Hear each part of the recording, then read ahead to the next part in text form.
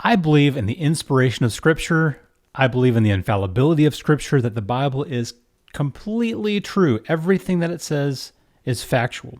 That does require some interpretation, but that is exactly what I believe. It's becoming less and less popular these days.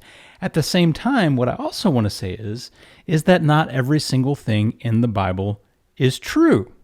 Everything it says is true, but not everything it says is true. That's such a weird thing to say, but you're gonna hang with me here in a second and understand exactly what I mean when I say that. The reason this is an important conversation is because it's important to understand how to read the Bible. Sometimes people will take things that are said in the Bible and say, well, the Bible says this, and so we are going to go and do this, or the Bible teaches X, Y, and Z. I did a video on this a little while back about, does God hear a sinner's prayer? And in the Bible, whenever this is brought up, that God doesn't hear the prayer of a sinner, the sinner in question is Jesus. I'll put a link to that up here in the corner of the screen right now. So there are things that the Bible states that are not actually true. Like a person in the crowd can say something, and yes, it's in the Bible, and yes, it actually was said. That's why it's true, that it truly was said. But the content of what was said, the truthfulness of what was said, was not really true. So we start all the way back in the Garden of Eden with the serpent. The serpent tempts Eve. The serpent tempts her by saying, is this really what God said? See, God didn't really say what you think he said. The serpent twists the words of God in this instance in order to tempt the woman into eating the fruit and getting Adam to eat the fruit and bringing about the fall of all mankind. The serpent is a deceiver. The words that the serpent utters are not really truthful things. They're not really wholesome and good things. In the book of Job, especially Job chapter 42:7, it says, I am angry with you, Eliphaz, and your two friends, because you have not spoken the truth about me. Are there words in the Bible, the words that they said? Yes. The things that they said about God in the Bible, the way that they talked about how God acts, they actually said those things. It's true that they said those things. The Bible faithfully records them saying what they actually said. However, the things that they're saying about God did not pan out to actually be true. So if someone were to go into the book of Job and pull out the friends and things that they were saying and say, well, God is like this or God is like that because in Job chapter whatever, it says this or that about God, that doesn't make it so just because it's in the Bible. So in one sense, it's true because the Bible records faithfully things that were actually said, but the content of what was said was misunderstood. It was, I would almost say deceptive, but they really believe this stuff. Like they really believe that God treats people fairly to exactly what they've done. So if you have a bad outcome, you must have had bad input. Like if punishment's coming your way, you must have done something to deserve it. If God's like punishing you for something, then you must deserve that punishment. But obviously that's not really true at all. The same happens in the New Testament. Again, I've already mentioned in the Gospel of John where it says God doesn't hear a sinner's prayer in John chapter 9, verse 31. In John chapter 9, verse 2, so people come to Jesus and they see someone who has a problem. And they say, like, who sinned for this man to get this problem? Was it him or was it his parents? Who sinned for someone to be disabled? Who sinned for someone to be blind? That's in the Bible. But Jesus says neither he or his parents sinned, but this was done so that God may be glorified through this situation. So there are things that are stated in the Bible that are factually recorded, things that actually were said, accurately recorded and passed down and preserved, but are not true statements. Yes, God can hear the prayer of a sinner. No one sinned for this person to be punished this way in the way that they were born. And we can find something very similar to this in 1 Corinthians, where Paul is writing a letter.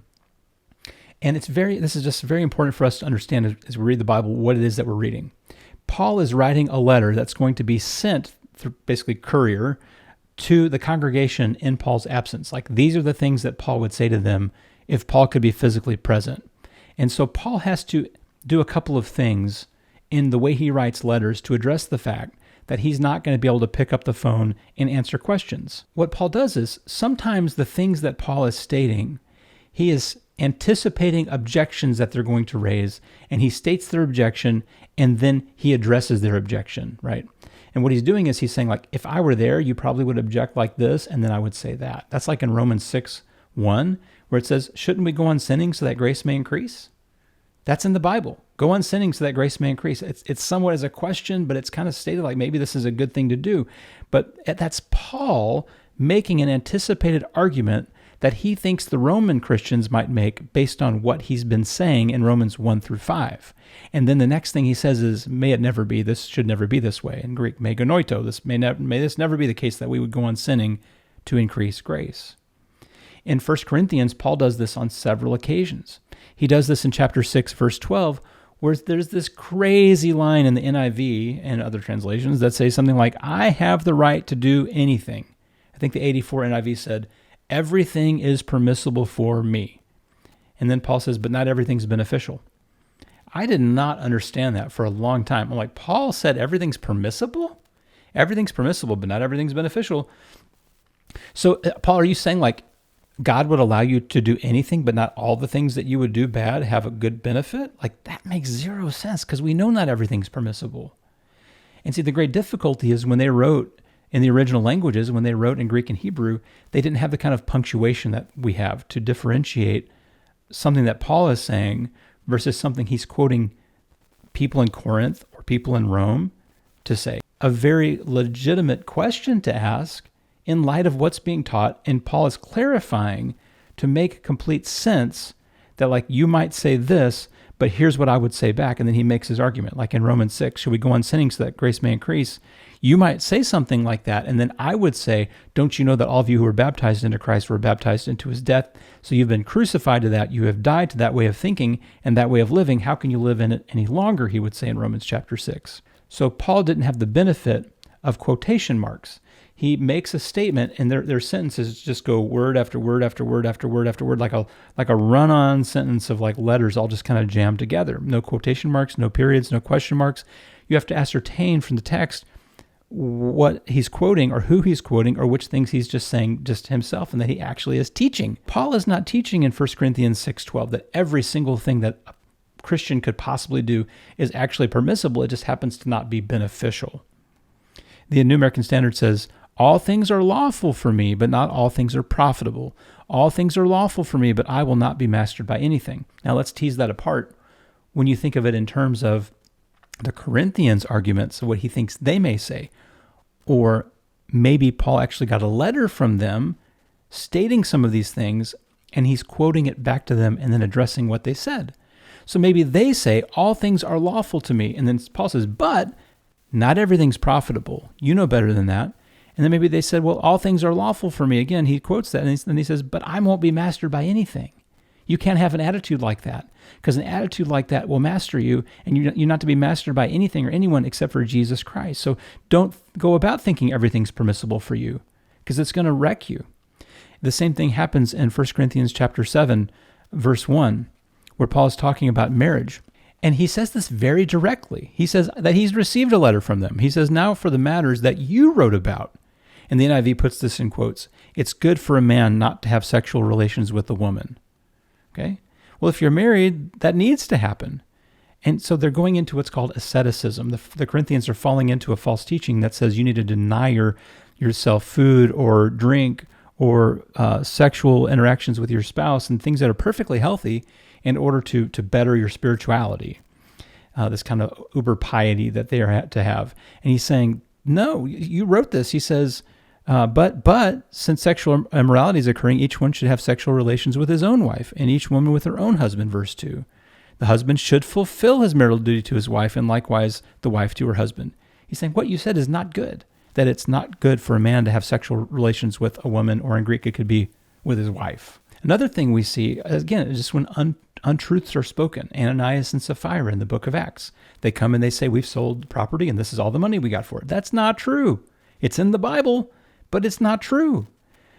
So yes, there are things in the Bible that are not true, but everything in the Bible truly happened. Everything that the Bible says happened. Everything that the Bible says was said, but not all of the content of that is true. And we have to be very careful making doctrines over things that other people say or untruths. We could make a doctrine out of the serpent saying, God's not really telling you straight. Well, then God's not one who really tells us straight. You could make a doctrine out of saying, well, God doesn't hear a sinner's prayer, when the sinner in question was Jesus, and he's not even a sinner at all. So there are untruths spoken in the Bible, but that doesn't make them doctrine. That doesn't make them Christian teachings. You have to differentiate who is speaking. And that's one of the very most important fundamental rules of biblical interpretation. Who said that, right? Like, make sure you understand who said that, right? Because you could have Paul being called a liar by the Sanhedrin or something like that. You could have Peter and John being called all kinds of things for what they're doing for Jesus. And so we have to be really, really careful with how we read the Bible and what the meaning that we get out of the Bible. Very, very important that we do careful Bible reading. But before you can do careful Bible reading, we got to actually read the Bible. And it seems like that's harder and harder for people to do these days. Less and less people are spending time doing that. Hope this is beneficial to you. Hope I didn't throw you for a loop or you thought I was crazy here. And I appreciate all of you who've subscribed. If you haven't yet, it's time to do that. And share it with a friend. Tell somebody about it and watch some more of these videos. We are making these to bless you. We are making these to bless the kingdom, to spur our thinking, to think critically about things so that we're not, like Paul says in Ephesians 4, just tossed about by every wind and wave of doctrine, but instead we are grown up and built up into maturity as we each do our work. Like, this is here to help you grow to maturity, and I'm hoping that you're growing to maturity through watching these 300 plus videos. So I can't wait to do the next video. Looking forward to it, and we'll see you soon.